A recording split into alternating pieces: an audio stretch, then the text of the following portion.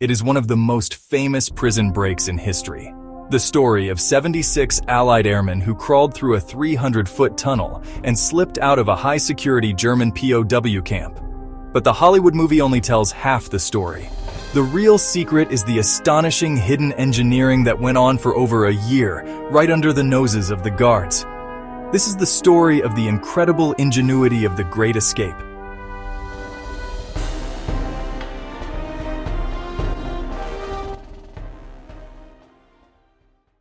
Stalag Luft III, located deep in the pine forests of Sagen, Germany, now Sagen, Poland, was no ordinary prisoner of war camp.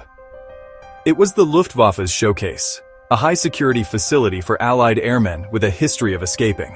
The Germans believed they'd built an escape-proof fortress. Every detail aimed to thwart the determined prisoner. One feature: the prisoner barracks were elevated.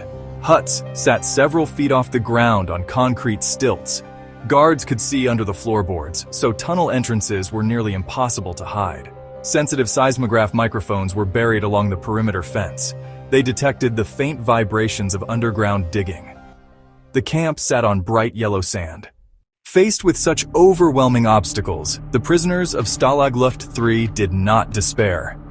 Under the leadership of Squadron Leader Roger Bushell, a brilliant and honestly ruthless barrister-turned-pilot, they formed a clandestine committee known as the X Organization. They formed an organization structured like a military operation, with departments dedicated to every facet of the escape plan. The heart of the operation was the digging itself. The prisoners chose to start the tunnel, harry under a stove in the corner of Hut 104.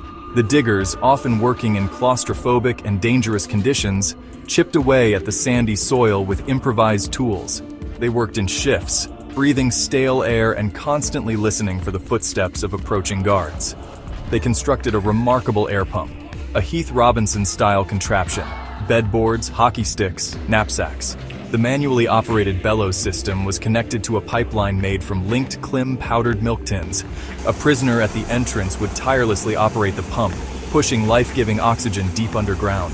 The sand they excavated posed the biggest problem. They would fill long, thin sacks made from socks or trouser legs with the excavated sand, hiding them inside their trousers. Walking with a stiff, slightly waddling gait that earned them their nickname, they would stroll around the campgrounds. Getting out of the camp was only half the battle. They needed new identities, civilian clothes, credible travel documents that could withstand the Gestapo. Centered in Hut 104, a team of highly skilled artisans worked in secret. At the same time, the tailoring department transformed military uniforms and blankets into civilian clothing. They painstakingly copied the intricate Gothic script and official stamps.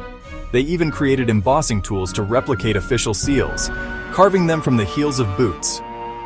The forgery department, led by Flight Lieutenant Tim Wallen, was a masterclass in deception. Led by Tommy Guest, the tailors used scavenged scissors and homemade needles to cut and sew. Alongside papers and clothes, the geography department produced maps and compasses, traced from memory or copied from a rare German atlas. All these items, papers, clothes, maps, formed a complete escape kit. Hundreds of garments were produced, each matching a forged identity.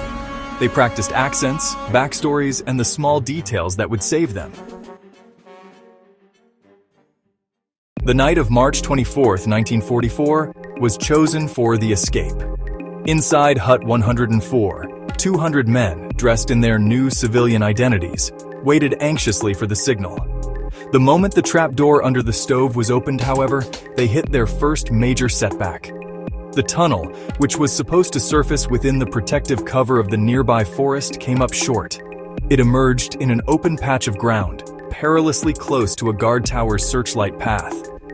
This critical miscalculation meant that each man would have to make a mad dash across 10 meters of exposed, snow-covered ground to reach the safety of the trees.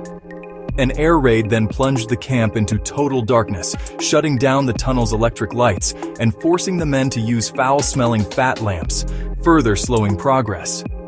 The 77th man was spotted by a guard as he emerged, and the alarm was raised. A massive manhunt was launched. Of the 76 escapees, all but 3 were recaptured within 2 weeks.